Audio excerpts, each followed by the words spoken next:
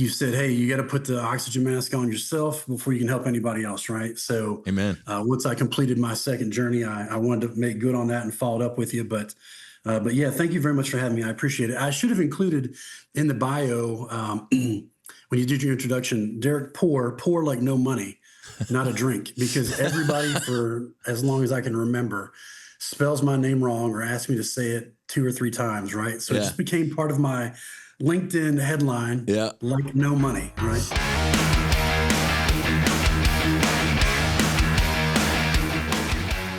Hey, good morning, good evening, good afternoon. Welcome aboard the Max Afterburner podcast, brought to you, powered by the No Fallen Heroes universe and Sacred Warrior Fellowship. Make sure you check out episode 128, where us announce that we are airborne with a Florida-based 508c1a. So a religious organization, for lack of a better word, a fellowship. Really excited about that. So make sure you check out that. You can watch it, obviously, on the No Fallen Heroes YouTube channel, or you can listen to us on Apple Podcast or Spotify. So good stuff going on. Really, really excited where we are. Very bullish on the healing space, and got a special guest today that's going to talk about his healing journey. Now, unfortunately, it's another Army guy, so we're lowering our podcast rating just a little bit. But Derek Poor, and of course I forgot my glasses. So Derek, you're gonna have to actually help me with all your bio here. But Derek sent a great bio.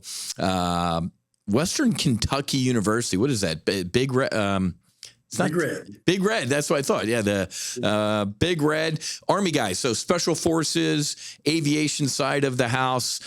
Spent a lot of time with some special operators. We're going to dig into all that stuff because had some injuries, some TBI. But the best thing about having Derek here is he's going to talk about his healing journey after sitting with the sacraments. Other folks call it medicine.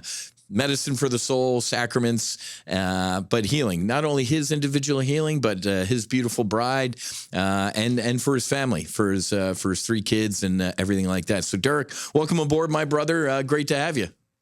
I appreciate it, Wiz. Thanks for having me, man. I know when I first reached out to you, I was sitting in the hospital with my wife.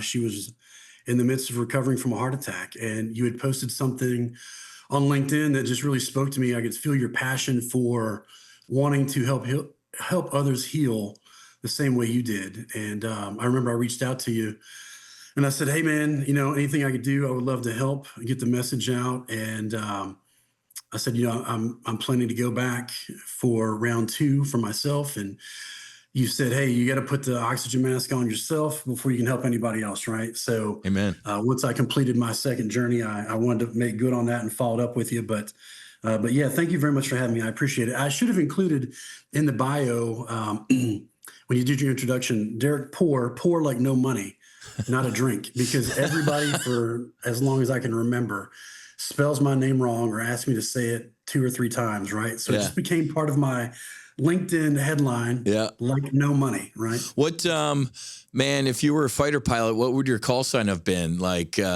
money, or what did people call you? Dirt? Most people just call me Dr. P, right? It's funny. I used to write my initials on my gloves. I had my flight gloves that we would get issued, and I just wrote DRP. Sometimes I would write mine. Yeah. So somebody said, hey, whose gloves? I'm like, those are mine. Give them to me, right? Got it. Okay. But a good buddy of mine started calling me Dr. P, and that just stuck. Yeah. You'd probably be dirt poor. We had a guy in my first squadron down in Key West, VF 45. His last name was Pyle. His call sign was Dirt. That's awesome.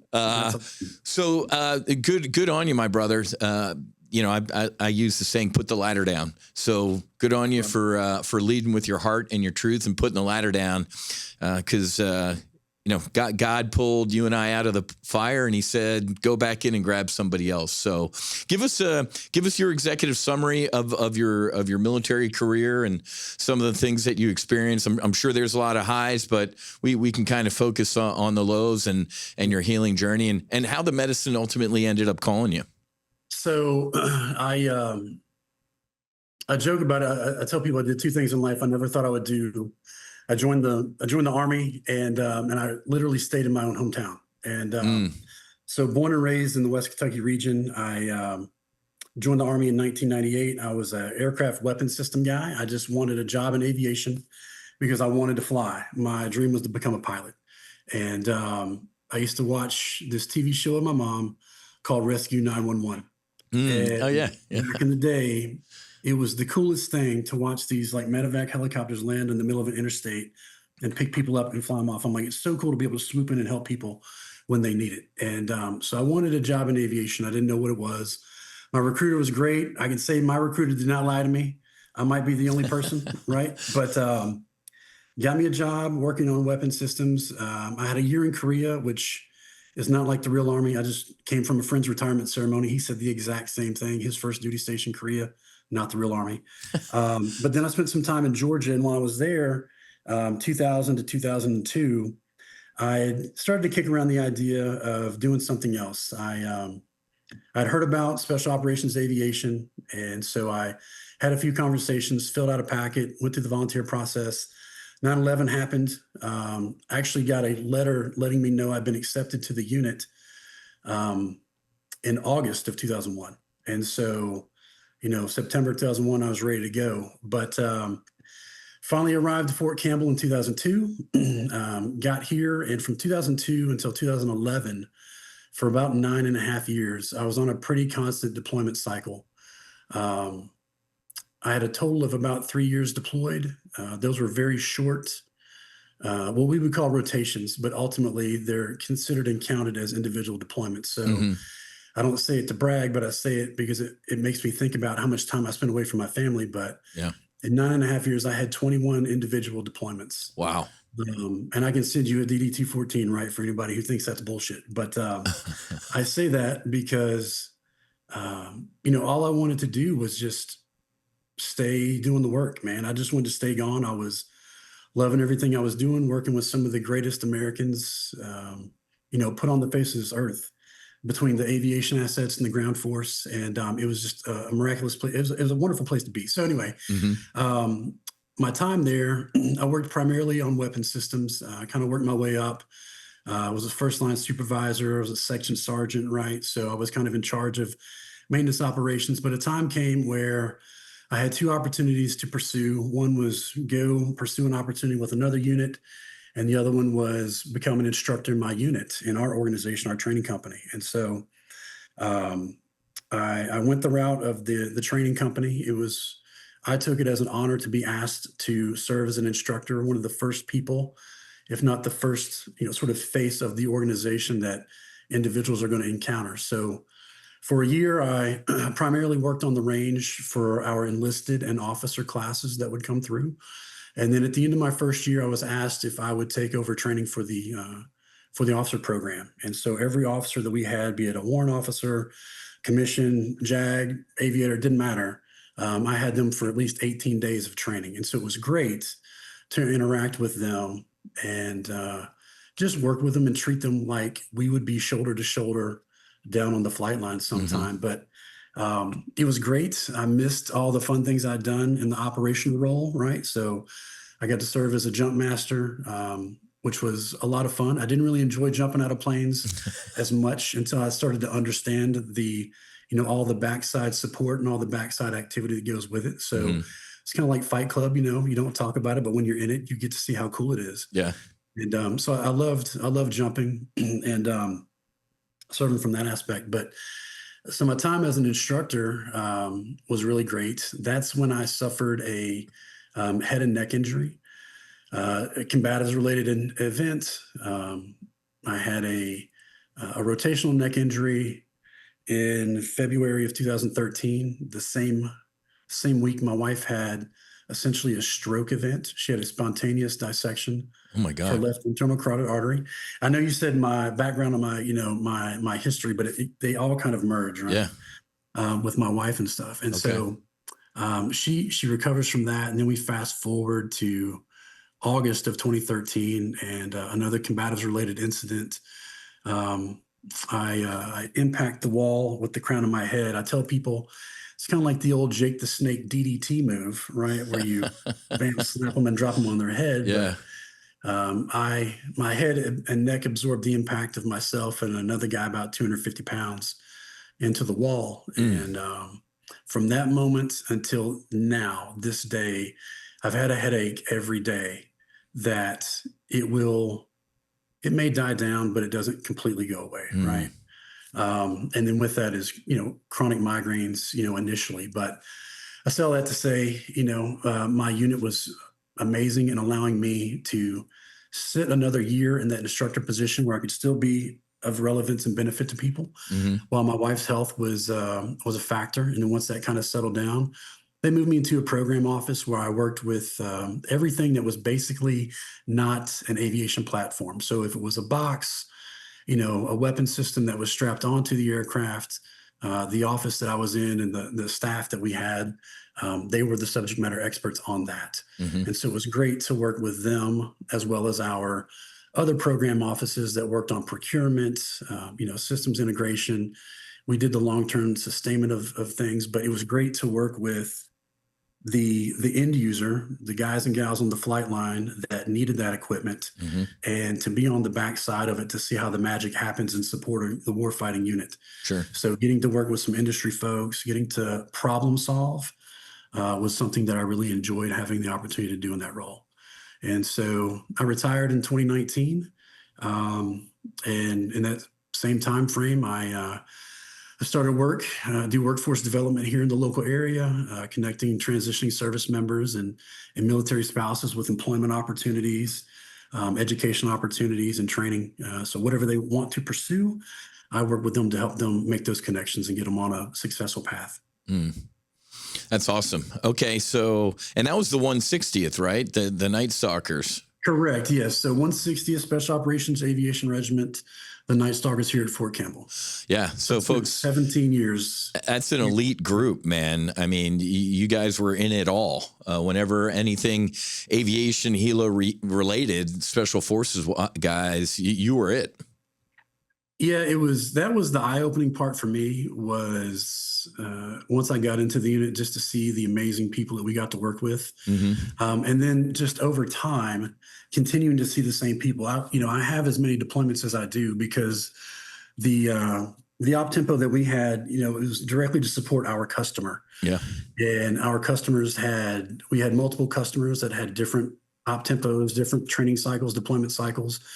And a lot of times we were specifically outfitted and had the capabilities that maybe some of the other elements of our unit did not. Hmm. And so it was a very constant, come and go. You're going to be on the road. You're home from deployment. Now you're training, preparing to go do something else. So, Yep. I don't know how many times I would leave a deployment site, come home, and now I'm TDY somewhere and I'm seeing the guys that we were just deployed with, right? Hmm. That happened quite frequently. And so, yeah, it was an amazing opportunity.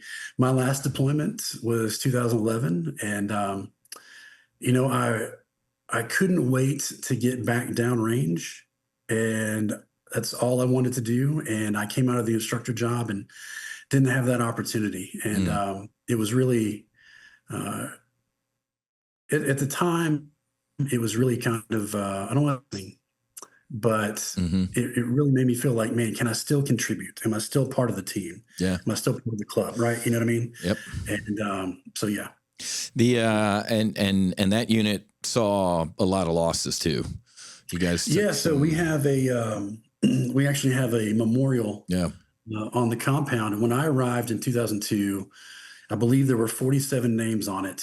Mm. And when I retired in 2019, the last time I checked, there were 94. I know there have been more Jesus. added in the last 5 or 6 years. Wow. And some of those were my buddies. And in fact, the gentleman who just retired spoke specifically about that, how one of our dear friends who now is on the wall, how there had been a moment in their history where one wasn't taking, he wasn't taking things so seriously. Mm. And our mutual friend, JR, he just said, listen, aviation is a serious business. And he said, you could lose your life over it. Yep. If you're here long enough, eventually you're going to know somebody whose name is on that wall. Mm-hmm. And unfortunately, our friend JR is on that wall. Mm. So yeah, it's pretty powerful. We've lost a lot of folks, but it's what you do. We all kind of know that the risks are there. I was never really in the line of fire as far as I am aware, right? Like, and I say that sounds stupid, but like, I don't know how many times we fly someplace on a Chinook, flying it like they stole it. We land somewhere, jump off, set up a FARP, and then, or they pick us up and off we go, right? I mean, Yeah. I had one really fun moment with some friends one evening, but that's probably about as close as to any real action I ever got, right? Yeah. We kind of got to roll in on a target, and so that was kind of neat to see essentially the effect of what my job was, working on these components and weapon systems. And so to be a guy who normally doesn't get to see that action, sit with the doors open on a Black Hawk and watch somebody's house get shot up, it was interesting. But yeah. So a lot of operational losses, but a lot of potential personal losses too. It sounds like some brothers to suicide too. Yeah. And so, suicide, I'd had, some civilians in my life, right? Like I remember hearing people talk about so-and-so did this or so-and-so did that when I was young. But as I grew as an adult, unfortunately I had friends who passed away due to illness. But post-retirement, yeah, it's been a lot. In fact, I found myself not wanting to go to ceremonies anymore. I didn't want to go to the retirements I wanted to go to, but the memorials, it just became overwhelming for me the last 2 years. Yeah. So about the time that we did the medicine, I came back.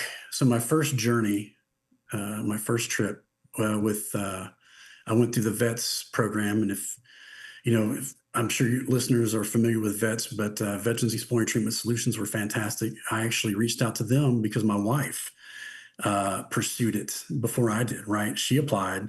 Well, let's back up. How did I'm so sorry. Either of you even hear about ibogaine or psychedelics or any of this stuff? Right. So watching the Sean Ryan show, right? Yeah. Okay.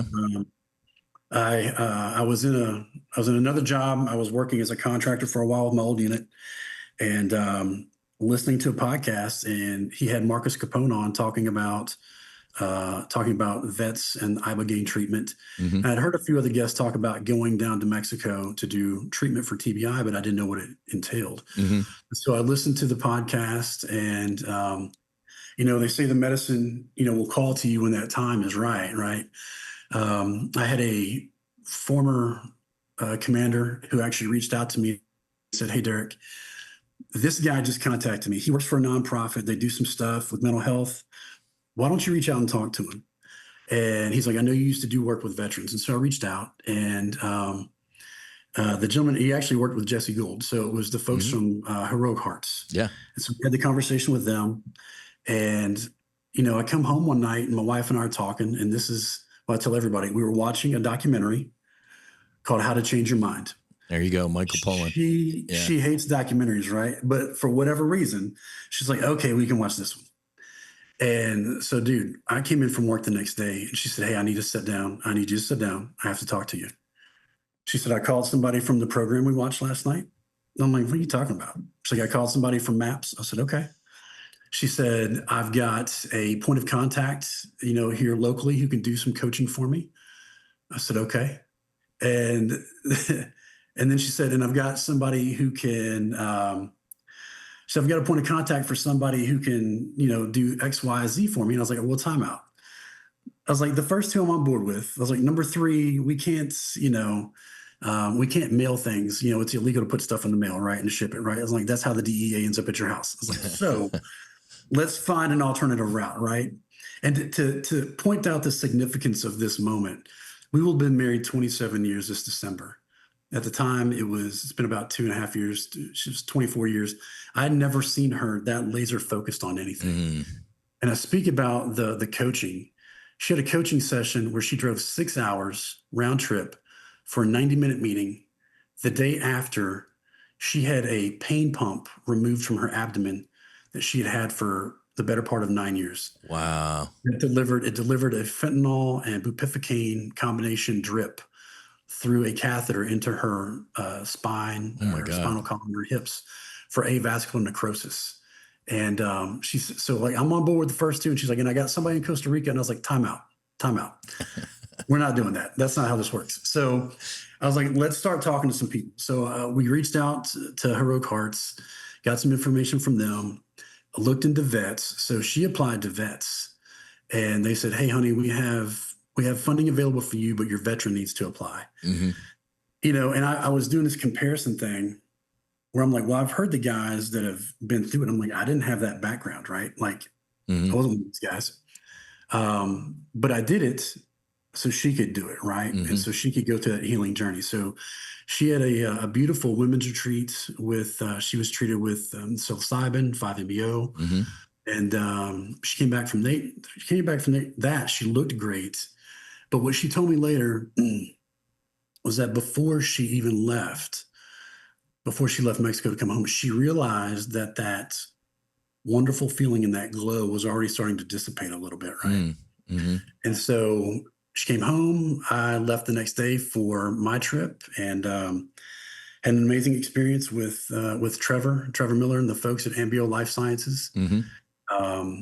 So I got to go down with 4 other vets and spend a week down there with them going through the medicine. Initially, not sure what I was going for. It's so important to know what you're going for, right? We talk about the setting, Your intentions, your integration, right? And so my intentions, I didn't really understand how special the medicine was. I think it's okay for me to say that now. Sure. Because I just thought, like, as soon as it started, I was very resistant.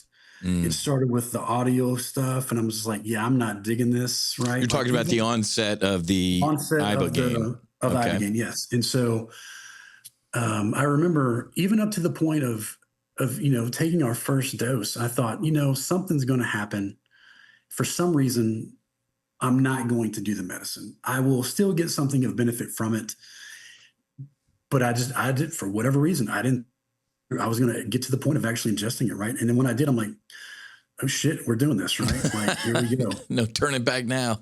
And I remember Trevor saying, you can't get off the roller coaster until the ride has stopped. And man, brother, 5 minutes in, all I wanted to do was get off, right? And I'm like, I'm not digging it. But I also wasn't aware of what I was going for. I wasn't aware of what I needed really to fix, right? I just said, I want to be a better husband and a better father and have a closer relationship with the Lord, right? And so my intentions were kind of broad. They were pretty broad. And so I got to see a lot in that journey. I got to learn a lot about myself. It told me a lot about my attitude toward others, very judgmental. It gave me some clues. It knows you well. It knows your brain well, right? And so I'm extremely analytical. And so rather than just telling me, here's what you got to do, it continued to show me these pictures, these images. It was very cyclical. It's like, we're going to keep showing you this until you figure it out. Get it. Yeah. We'll show you another little detail, but we're going to, we're going to hammer your ass until you figure this out. Right. Yep. And I will never forget the first moment that I thought I kind of realized it. I was like, hey, like, I need to do this. And I heard this very peaceful, audible tone. And so I asked the medicine. I remember the coach said, interact with it. And I said, is that correct? That's what I need to do to support this family member. And it was another very soft, gentle, audible tone. And I didn't see that series of images anymore. It allowed me to work on the next problem set and the next problem set. Wow. And it was pretty amazing. It was amazing. So I came home from that. Well, let's drop anchor for a little bit on this first one, because I'm so glad you said this, because, a lot of people might roll their eyes. I say it, you say it, and clearly your bride says it. The medicine calls to you. It sounds like she was hearing it loud and clear. So that's cool. It validates what a lot of folks feel and experience. That's fantastic. Other thing I want to address is it sounded like you were doing, I talk about trauma grading or trauma shaming. And we do a horrible job at that as veterans. I did something similar. I'm like, I'm going to go with Marcus Luttrell and Jared Taylor and this other Navy SEAL. I'm like, dude, I was an aviator at 30,000 feet in air conditioning. My trauma is ridiculous compared to theirs, which is wrong, right? My childhood trauma, everything I experienced, my military trauma, you should never trauma shame or trauma grade yourself. I am not worthy of this healing. There are other people more deserving, quote unquote. That's wrong. Don't do that. Trauma's trauma. If something is hurting you, you deserve to heal, man. It's not selfish to think about you. And that's one of the things the medicine gave to me, these sacraments gave to me, was be more compassionate with yourself, man.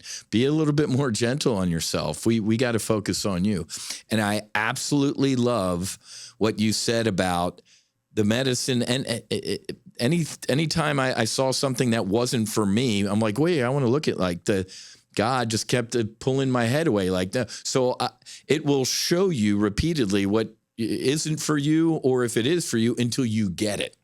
Right. There was a couple times, man, when I saw my father and my sister, and they kind of went away, and I'm like, oh my God, that's a horror. Don't leave me ever again. And they came back. I'm like, wait a minute. Okay, you're back. And then they left again. But then I realized they never left. They were with me and are here on this podcast and with you and I. So the medicine is going to drop anchor until you get it, which is pretty cool. Yeah, it's wild, man. It's wild the way it calls to you. I want to touch. I'm going to try to not forget what I want to say about a point you just made, but about trauma shaming. But yeah, the call. I don't know how many conversations I've had with folks about it that I've just seen, that I haven't seen in years, but I see them at a retirement, right? Mm-hmm. And somebody's like, "Hey, man, what are you up to now?" And we start talking. I tell them about it, and I'm like, "Dude, I'm an alcoholic. I've been to AA twice, but I know I'm an alcoholic. Can you tell me more about this?" Right? Mm. Or a guy that was not in special operations, but he served in the Marines, and he and I started talking about it one day, and I got a text message from him 2 weeks ago. It was like, "Hey, bro, last message I had from him was in January." He's like, "Hey, bro, hope you're doing well. I just want to follow up on our conversation we had earlier in the year. You're exactly correct. The medicine was already working then. I've got my first trip down south to do ayahuasca next week." Right? That's so great to hear. It's amazing. It's amazing the way it works. And it sounds like, and I tell people this all the time too. This, first of all, if you're listening to this and it's not calling you, it's not. If you're listening to this and it's like, it's calling to you, right? And the other thing I often tell people is like the second, I'm talking about the nano, the instant you say, you know what, I am going to do this, the universe, I use the word God, heard that and is going to start maneuvering things and changing things to align, to prepare that path for you. It's so cool how that works. Yeah, it's amazing when you stop. And for me, it was a matter of giving up control, trying to control everything. Correct. Right? And, and this, I think, kind of ties in with trauma. I had some unrealized childhood trauma, right? Mm-hmm. Nothing abusive, but in a chaotic environment from time to time. Sure. Things that I recall that I probably shouldn't recall as a kid, hearing my parents talk about and discuss that were affecting other people and whatnot, but it affected us through them. And so that, the trauma shaming that you talked about, prior to my first journey, and I talked about the Night Stalker Memorial on the wall that we have there, I had told a friend of mine that there were times I would have preferred to be a casualty overseas so that my name could have gone on the wall, and there would be a place that my wife and kids could go, people could go and think of me in a more honorable way. Right. Wow. And, and I'll tell you, my buddy, who's like, dude, he's like, what the he's like, bro, we need Dr. P. We don't need that shit. And I'm like, well, I'm not doing anything. Right. And from a suicidal perspective, I've never sat down and said, "Hey, I'm going to do this. I have a plan. I want to do this, that, and the other." Right. But like I think a lot of people talk about, it's a matter of I just want to stop feeling bad. I want to Yeah. stop feeling like I'm doing this to other people or like I'm causing other people to hurt. I'm Right. a burden. Yeah. I'm a burden. Right. And so in that first journey, man, I had a clear cut vision of that scenario of rain falling, the American flag kind of fading in. And as the flag fades in, a the cornerstone of our memorial comes into my view, and a piece of blue tape peels off, and there's my name. Wow.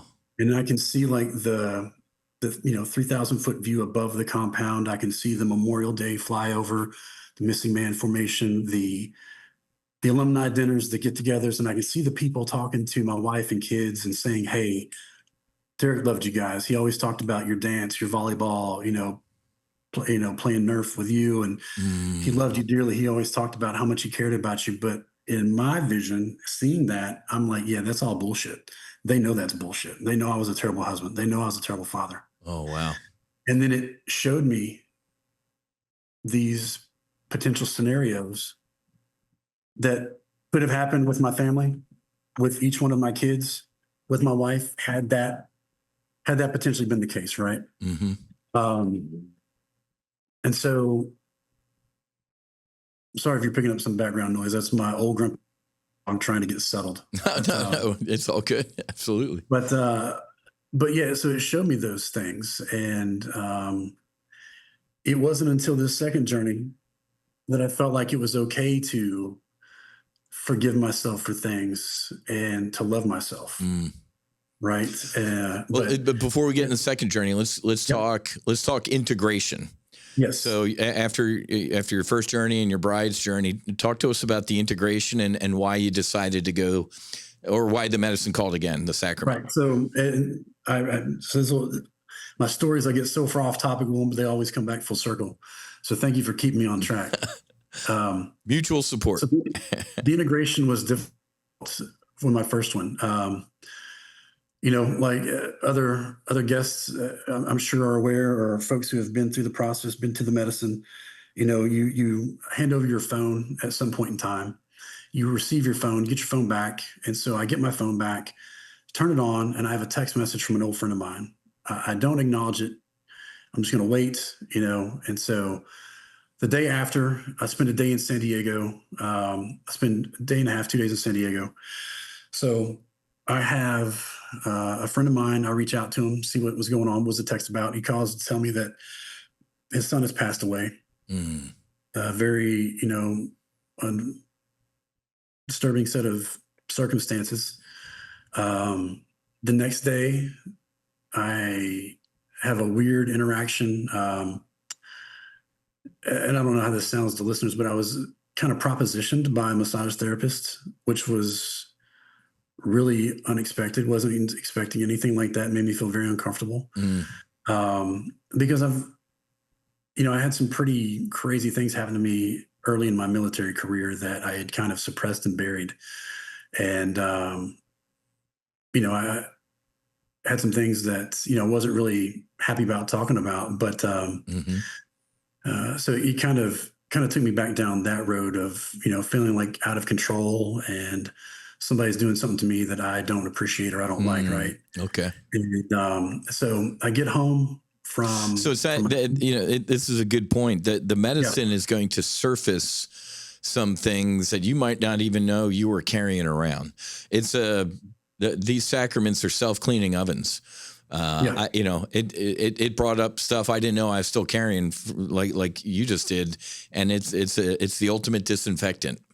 Yep. Yeah. And, this is, I wasn't sure if this would come up, but I mean, I'll be open about it. I'll share it with a few people in close conversation. But, I had a time in Korea, my first duty station as a private, like year one in the Army, where I was roofied, right? Mm. And I woke up, no clothes on, in somebody else's room. And I remember bits and pieces of things to know that it was not where I wanted to be. And it Mm, wasn't like I just got drunk and took my clothes off and passed out somewhere, right? sure. I was at a loss of control with my body. I couldn't function. I couldn't move. Oof. Um, I remember, the things that you remember, it's not pleasant, right? And Hmm. so, I brought that up to one of my dear friends at the time. They're like, yeah, dude, don't talk about that shit to nobody. Yeah, repress Right. that. Don't tell And I'm anybody. like, Yeah, keep it a yeah. secret. Yeah. So I'm like, okay. And so, that I very easily could have gotten out of the army and just hated everything about it. Right. Instead, I found what was basically a home for me, Hmm. um, a place where I could operate well and I functioned well because I think some of those childhood things that may have happened, the need to contingentize and be prepared to try to control everything, and then feeling out of control at some point in time, wanting to be back in control. Yeah. I'm in a place with people where we understand what it means to be in control and out of control, and what are the long-term effects if you lose control, right? And how do we maintain this? So anyway, Mm. um, getting off topic, I apologize. So the integration process when I came home, I get home now from San Diego. So I've been notified by a friend of mine. His son's passed away terrible circumstances. Inappropriately touched by a massage therapist, and then the day I get home, I get a phone call from a friend of mine to let me know that a mutual friend of ours has killed himself. Mm. And I'd been at that guy's retirement ceremony the Friday before I went to MBO. Wow. And I shook his hand, gave him a hug. I listened to him talk about his retirement speech and how his three boys helped him write it. And I gave him a hug and I said, "Hey man, I'll see you in a week. I'll be back in about a week. We'll grab a cup of coffee." He said, "Okay." And he is one of two people that while I was there, I thought about a lot. And Mm. so I come home to that. So I get to that first week, and actually that first day, man, I just felt like I completely fell apart. I felt like there's something I should have done for him that I didn't do, right? And so that was January. In February, I found out that a soldier I had put through training at one point in time had passed away. I think an accidental overdose. Mm. The next month of March, I'm at work and I get a phone call from a buddy of mine to say, "Hey, bro, um, you know, Trevor killed himself last night." And this is a guy who was a Green Beret, high performing, getting ready to retire. He had asked for a reassignment to be a caregiver to his parents who were battling health issues. We had talked about life after the military together, business functions and business plans that we had. And fortunately, that plan, he is still alive, through his company and through the guys that are running it now and through his Wow. friends that continue to say his name, right? But um, So this is all during your, this is I'm, the 3 months, dude. This is yeah, the three this months is, down, bro. I break up the integration into like 30, 60, 90-day cycles, high, low, mediums, and you're in a battle of Britain here. My I came God. back to work that Monday. I mean, I got back to work, fired up my laptop, and it's like, hey, by the way, you know, so and so killed himself last night, right? Jesus. So jump right back into it. No, I tried to integrate. I tried breath work. I tried some yoga, Hmm. but the noise of everything else just was so overwhelming, right? And so in that time period, I'm like, man, shit, what did I get out of it? I got a lot of great stories I can tell people about things that I saw Yeah. and what it told me about me, but I don't know how to adjust those things Hmm. about me, right? And so we go a couple of months, nothing new. Nobody's, no new death. Nobody's passed away, fortunately. God bless. And my wife and I are discussing it, and she's like, I need to go do Ibogaine. I need the Ibogaine. And so I had a small business. A friend of mine and I had a little waste management company that we were running for about a year. We were just kind of doing this as a side hustle thing, and had an opportunity to really grow it into a legitimate, full-fledged operation. And our friendship of 18 years, we chose to maintain versus differ and disagree on a business plan. So we dissolved our little operation, and what that allowed me to do was sell a truck that covered the cost of my wife's treatment, Hmm. Um, when the medicine calls to you, it calls to you. But you know what? There's also roadblocks. There will be challenges along the way, right? And so leading up to that point, there were challenge after challenge. She's like, I'm not going, I'm not going, I'm not going. I'm like, no, this is bullshit. You're going, right? Mm-hmm. And so she goes, and she came back from that 180 degrees, a different person. I want to back up and say this real quick. When my first journey, I wanted a closer relationship with the Lord. I didn't know what that was supposed to be. I've proclaimed to be a Christian my whole life. I've been to church, but I was maybe more of a Judas, right? I had one foot in, one foot out. Yeah. You see me in church, oh, he's a churchgoer, right? But then when you see me away, I was living a totally terrible life. And so I didn't know what was going to happen or what to expect from it. But during my wife's journey, she called me the day that she was getting ready to be transported back, go back to San Diego. And it was a Sunday. She said, hey, I hope you can make it to church. I feel great. I hope you feel great, blah, blah, blah. Well, dude, I had a terrible migraine, right? So I'm like, I don't think I'm going to make it. And she said, well, listen, just open your Bible, find a passage, text me what it is, and, we can talk about it later. I said, okay. So I lay back down and I'm like, man, my head is spinning. It feels like it's about to explode. I'm like, but if I don't do this now, I'm not going to do it later. I'm going to forget and do it later. And so I grabbed my phone to open up the Bible app real quick. And I see, with my eyes closed, the letters and words, Mark 2:4-6, white block letters in blue flames. Mm. And I'm like, okay, I don't know what this is, but let me scroll to it, right? And so I don't have it memorized, and I don't want to tell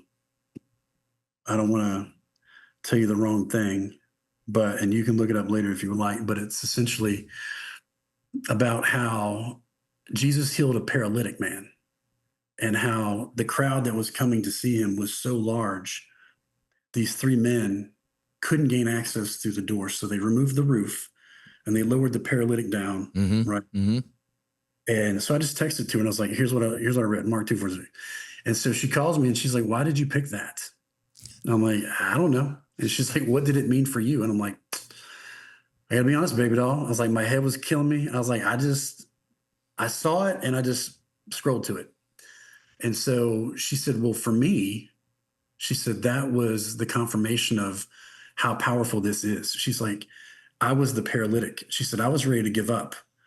She said, you were the one who brought me here. Wow. And raised the roof and lowered me down. Oh, amen. That's fantastic. Healing, right? Yeah. And so, wow. So she came home from that. And so she had battled significant childhood trauma, anxiety, depression, still through, adult years, but more specifically, she'd been battling systemic lupus erythematosus and another autoimmune disease called dermatomyositis for about 10 years. Lupus, a lot of people have heard of lupus. Mm-hmm. Dermatomyositis, a lot of medical professionals are not terribly familiar with, but essentially both of them, they impact you in different ways. Lupus affects your organs. It's an autoimmune disease, so your body is turning on itself, right? Yep. Lupus is a hard one. I kind of feel like that was the underlying issue for her stroke-like event that she had in 2013. She had a spontaneous esophageal tear in 2015. Both of these healed, but just terrible, aches and pains.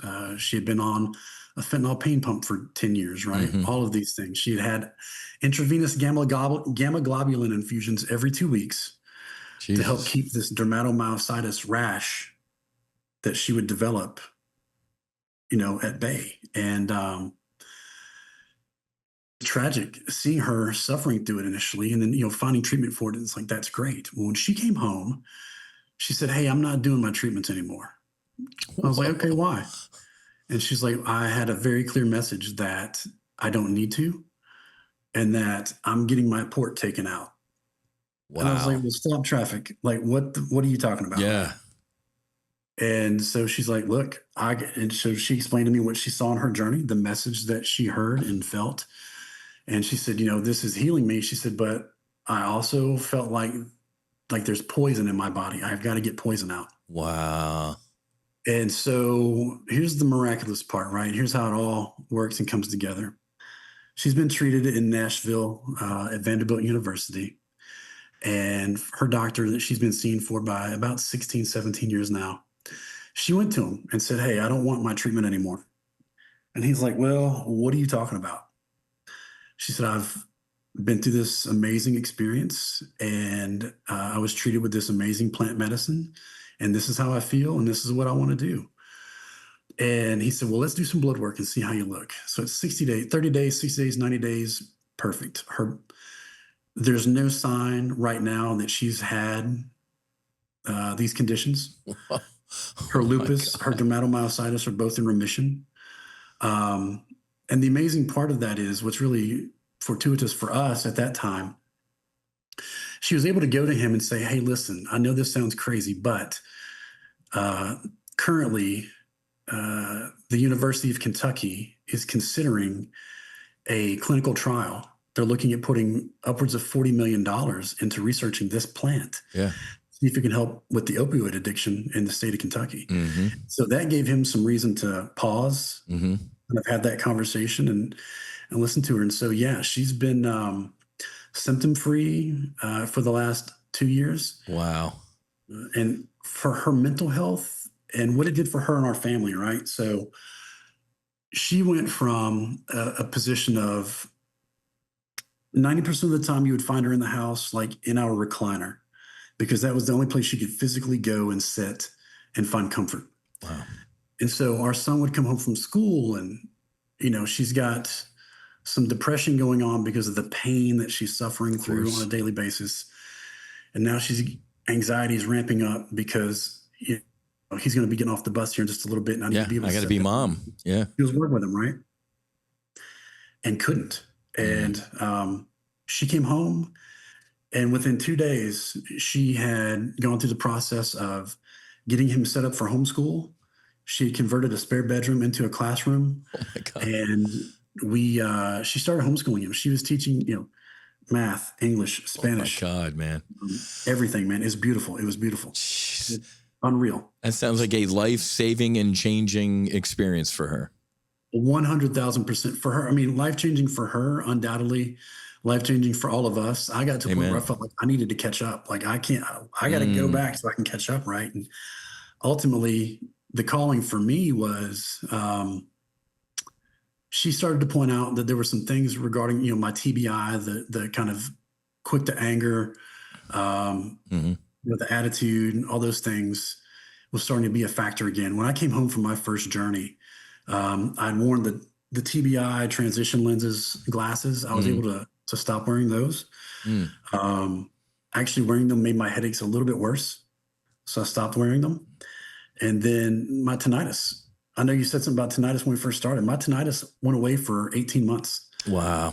And then came back, right? But I began to feel these stressors in life of life, work, family, everything in between. And I don't know if it was burnout or what you want to call it, but I was just like, man, I am just not, I felt like I was drowning, right? And so I made plans for a second journey. I actually wanted to go on my birthday. And unfortunately, she suffered a heart attack in January. It's amazing to say she's doing fantastic, and then the next breath say she had a heart attack. Yeah. But she had a spontaneous coronary artery dissection or arterial dissection. So not a blockage that you would traditionally understand, it requires a stent or anything, but the artery itself dissected and kind of closed in on itself and triggered a heart attack. Same thing, inside of 30 days, she was healed. They say it takes years. It can take months to years, weeks to months. Inside of 30 days, she was back at it, back in church, doing everything that she'd done before. So it's amazing to see her transformation. But at that point, I kind of checked out. It was like, nothing really mattered to me anymore except for Mm, her, right? Making mhm. sure she was okay and comfortable. And it was hard for me to find joy in stuff because it was like I was waiting for the other shoe to drop, something bad to Yeah. happen. And so yeah, I was able to reach out and get back down there. I just came back on the 18th of June, which was actually her birthday. So I got to come Uh-huh. home on her birthday. And second time around, it was amazing. There were a lot of things I wanted to drill down on for myself. Did you do better prep work, do you think, this time around, since you knew you tightened up your intentions or questions for the medicine, the sacrament? Yeah, 100%. I had some fantastic coaching going into it before I went down. Good. Um, I told myself, you have to submit. You have to submit to the medicine. Do not try to get off the ride, right? And so What I you wanted to make sure it worked resist well. Yeah, persists, right? dude. And it's funny you mentioned that, because we're both type A's, right? And it's originally when I went through the Mission Within, reading their manual and talking to some of the coaches, they're like, you have to surrender, surrender, surrender, and I'm like, who are you talking to, man? I ain't surrendering to nobody. And they're Right, like, I'm like, maybe when you talk to military guys and gals, you ditch the word surrender and maybe like allow, accept. right. They're like, oh, good idea. We're not going to use the word surrender with you types. I'm like, yeah, let's avoid surrender.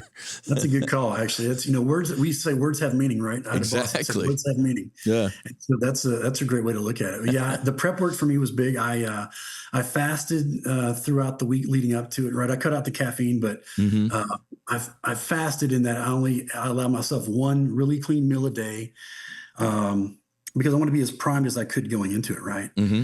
and dude, I'll tell you, like when the medicine came on this time around, it was a lot different than the first time. I was Mm. in the middle of having a conversation, and all of a sudden I couldn't remember what I was saying. I was like, you know what? I think I need to go lay down.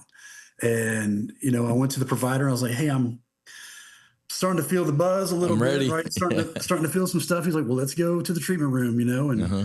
we were already on our way down there. But yeah, I mean, when it came on, it was pretty amazing. And this time, it's funny you started to talk about let's use different words because I got a lot of messages audibly this time, right? So through the music, and everyone's like, how did you hear shit in that music, dude? It's like, what did you get out of that? Right. Hmm. And I'm like, I don't know, bro, but I would hear something and I would start focusing on it. And all of a sudden I would hear what sounded like maracas that would turn into chanting.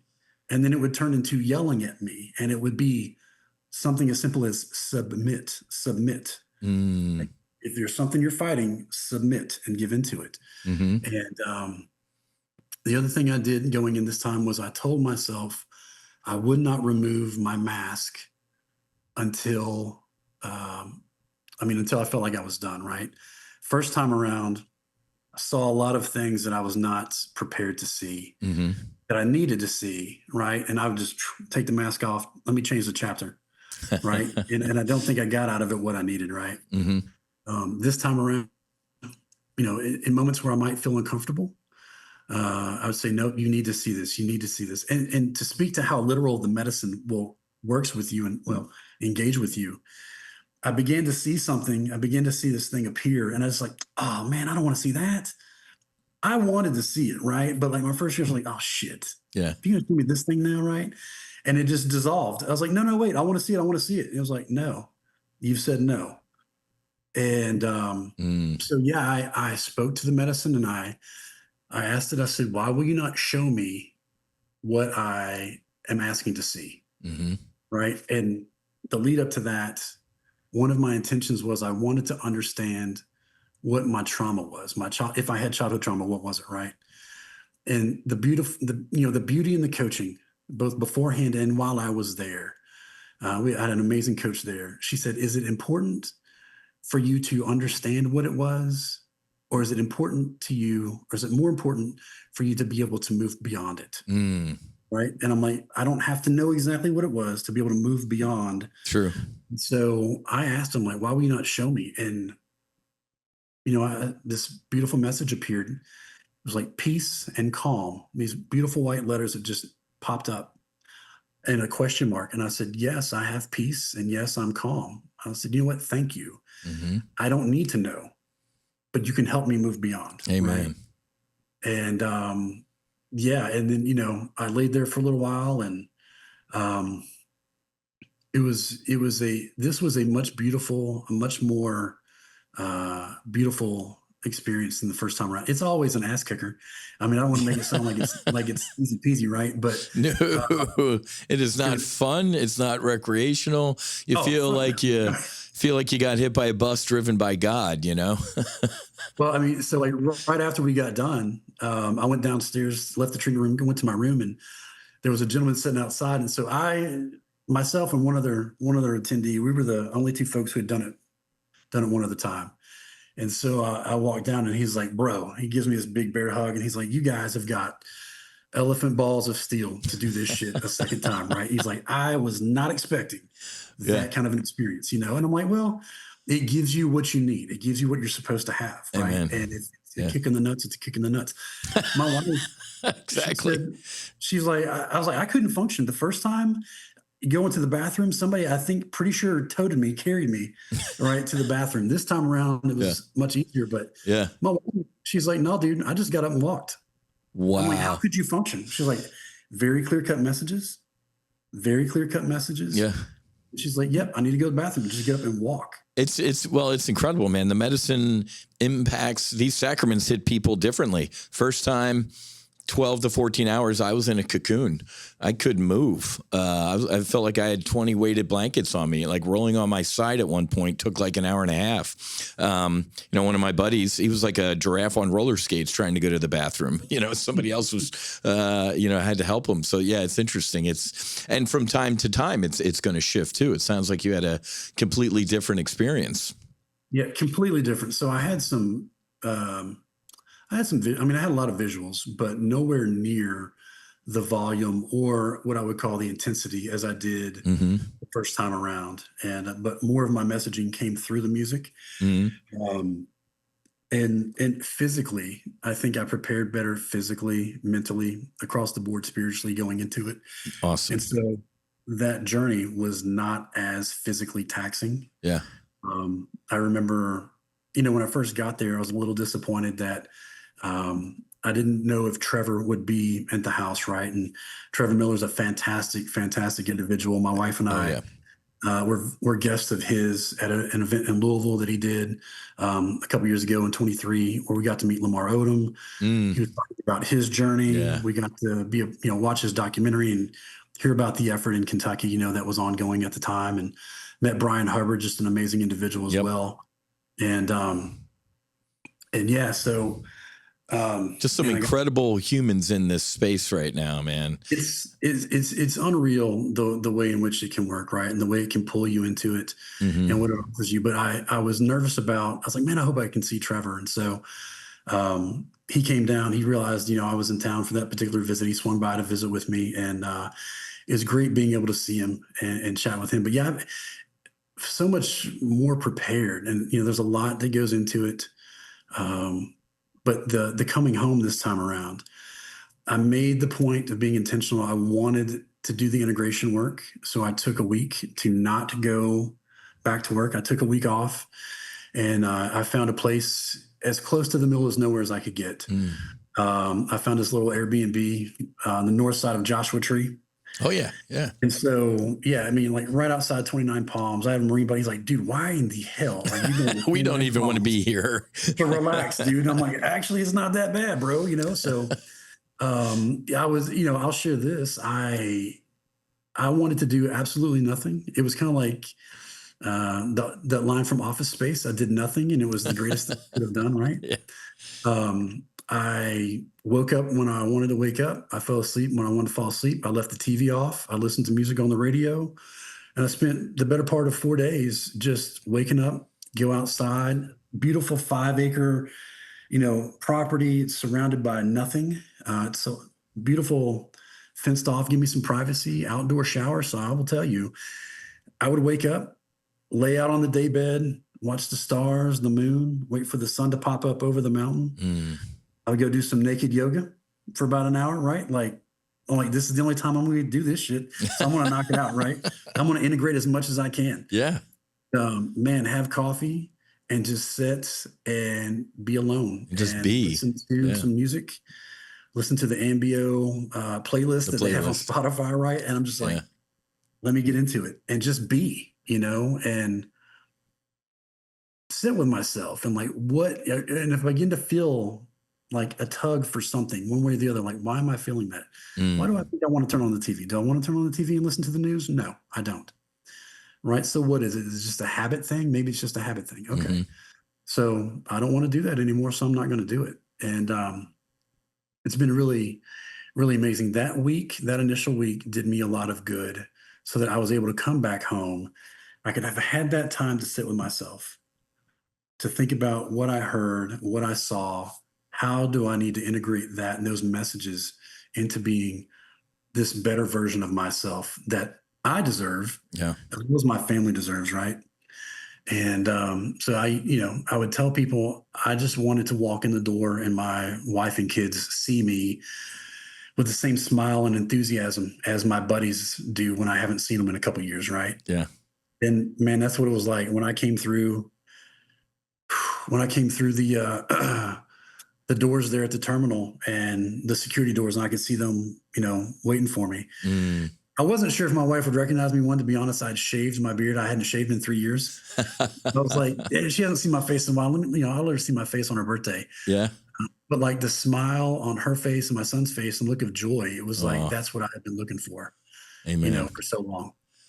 And so yeah, that was great. But I'm still in it, right? hmm I just hit a month. I'm probably about 60, probably about 70, 75 days out, I guess, hmm maybe.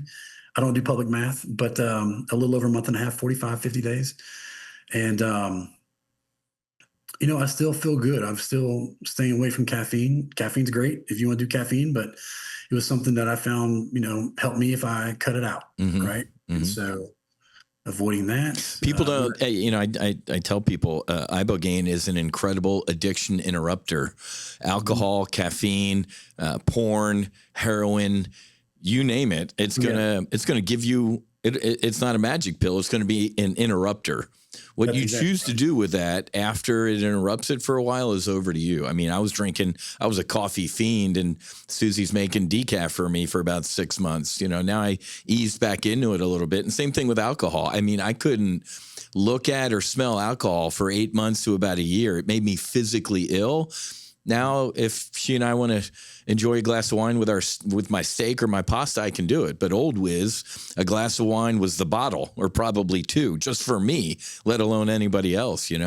Oh, I concur. I mean, there used to, all joking aside, it was like there needs to be a reason not to drink, right? Like, Correct. what's the reason not to drink, man? We got work to do, Exactly. shit, Yeah.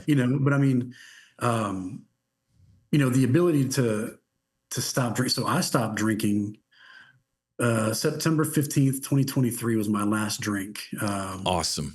And I was at a work conference, and it's because and I didn't set that as an intention with my journey, and it was because it would exacerbate these headaches and migraines that I had, right? True. Yeah.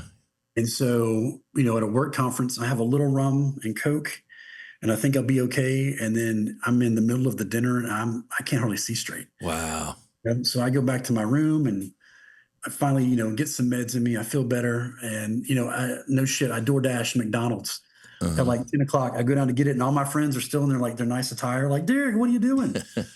Like, you missed the fire dancers, you missed the fireworks show. I'm like, yeah, no Yeah. doubt. I heard it. It sounded great, right? And Yeah. at that point, I'm like, I can't keep doing this, right? I've got to Correct. stop doing this. When I was in the military, before I had the diagnosis of TBI, I would try to mask it with an appropriate use of alcohol and medications, right? And so hmm our medical providers were great. We had a physical therapist who was great. They would do all the work on me that I needed whenever I could get in with my schedule. And especially when it's very physical as an instructor. Sure. I've got multiple combative classes or whatever it is I'm doing, right? And at the end of the day, I would say, hey, I'll call my wife, hey, babe, I'm gonna stay at the office tonight, right? And pop a Percocet, Lord, whatever it was they gave me, Yeah. and then we'll sit down with a rum and Coke, And it finally got to a point where I was like, something bad is going to potentially happen or could happen, and I don't need to do this. And so what forced me down the train of getting help was initially my wife. We've been these supporters for each other. She pushed me to go get help one day. I woke up, I couldn't get out of bed, man. I was in tears. Mm. My head, it felt like everything was coming apart. And she said, I don't know who to call, except for I know one person. I'll call Jimmy. Jimmy is the only person I know to fucking call, but I'll call Jimmy if it will make you go talk to somebody, right? Hmm. And the blessing of the position I had been in, the doc that I saw had actually been a student of mine 2 years prior. Uh-huh. And he's like, bro, you look like hammered dog shit compared to what you were 2 years ago when I first met you. He said, I think you have a traumatic brain injury. Hmm. And so there went the process, right, to get started. But, Oh, okay. Yeah. It was still a couple of years after the event, prior to retirement. I got through retirement, still having the headaches, still having the vision issues and stuff. But the Ibogaine, really, that first journey really made such a huge improvement. Yep. And when I realized the additional drinking was degrading any of that work that had been done, I was like, Right. I've got to cut this stuff out. Done. Got Yeah. to cut all this stuff out, right? Yeah. The The neuroplasticity of Ibogaine is just absolutely incredible. Regrowing dead or damaged neural pathways, or regrowing new ones. I think, they're still just starting to do big studies on this. We're going to be blown away. And people, Parkinson's, Alzheimer's, one of the guys I sat with the first time, Robert Gallery, All-American at Iowa, he's like, I know I have CTE. They don't know you have CTE until sadly they're gone and they open their grape. But he's like, this Ibogaine saved and changed my life. So since we got to wrap up here, putting the ladder down, Yes. talk to a bro or a sis right now. What's the best advice you can give them after your two journeys and your bride too? What could you tell people to help them get ready, or even if they should do this? So I would encourage folks to do it, right? If you are, if you're dealing with a traumatic brain injury, PTSD, and it doesn't matter what your trauma was, what it looks like, they don't matter. It's your trauma. If you have an addiction of any sort, right? Even if you don't think you do, but somebody else has told you this, Exactly. if you're hearing this, it's because the medicine is calling to you. Amen. And that you need to at least explore it, right? I would tell people, especially people that were my friends, if you were ever my friend, I use this line from Tombstone, right? If you were ever my friend, you will just look into it. If you were ever my friend, you would look into doing this for yourself, to be the version of you that you want to be and that your family wants you to be the version of yourself that you deserve to be, right? Mm-hmm. Be open-minded. Just know that you're going to get everything out of it that you need. You're going to have to do some work along the way. Mm-hmm. It's not like a light switch. My wife's situation is probably one of very, very few. But it will give you exactly what you need. Mm-hmm. You need to be able to let go and so to this medicine so that you can heal the way you deserve. And there's nothing wrong with asking for help. I came from an organization where we said Night Stalkers don't quit, right? And you don't quit. That's it. You power through until you die, right? Mm-hmm. And this retirement I just came from was probably the most profound retirement speeches, where he talked about reaching out to people if you need help. We all battle something. I'm like, shit, man. Correct. The medicine's speaking to me right now, right? Yep. And he's like, ask people. If you need something, you ask for help. Don't allow yourself to become a statistic. And so that's what I would say. I would use his words and say, do not allow yourself to become a statistic. If you know there's something challenging you that you're battling with, it doesn't matter what it looks like, what kind of name it is, take a look, do the research, look into Ambio Life Sciences, reach out to No Fallen Heroes, reach out to vets, reach out to everybody that you can. Correct. But educate yourself on the power of Ibogaine and how beautiful this divine medication and this divine plant can be. Amen. Well said, Derek. God bless you and your bride and your family. Let's, you know what, put her in contact with me, and I'm going to hook her up with Susie. I would love, we should get her on a pod. That if she'd be up for it, if she'd like to debrief her experiences, because it's always good when we hear from our better halves and females as well. Because the medicine's for everybody. These sacraments are for everybody who seek them. So let's try and get her up on too. So. Thanks, Dirt, Derek Poor. Dirt, yep, Dr. P, Derek, whatever you want to call me, it's all good. You got it. So, ladies and gentlemen, that's Derek Poor. Love Trevor, Ambio, Vets. We're all Heroic Hearts. Jesse's an incredible human being. We're all one team, one fight. We're all squadrons. We're all sister squadrons. So, Derek's right. Reach out to No Fallen Heroes, Heroic Hearts, Vets, and I'm going to share with you that. At least my mission objective for the No Fallen Heroes Foundation 3 to 5 years from now is to not be doing this. We should not have veteran nonprofits. The VA, our government, the American people should step up and fulfill their promises to take care of those who have served. So I'd love nothing more than to go away and us being able to do Ibogaine at a veteran clinic here at home. My mission objective, besides going away, is to heal our heroes at home instead of having to go to Mexico. If Donald Trump, if I could get to Donald Trump and be like, do you know that veterans are having to go to Mexico to heal trauma incurred serving this one? I think that guy would flip his wig and he'd sign an executive order today, But we're trying. So, Derek, thanks again, my brother. Ladies and gentlemen, that's the Max Afterburner podcast here at No Fallen Heroes. Make sure you follow us on Instagram and also our Sacred Warrior Fellowship, because we do have to heal people at home. And these medicines for the soul are what some people, like we do at Sacred Warrior Fellowship, consider sacraments. Okay, so have a great rest of your day. Fights on. Namaste and Basi Basi. Wiz and Dirt out.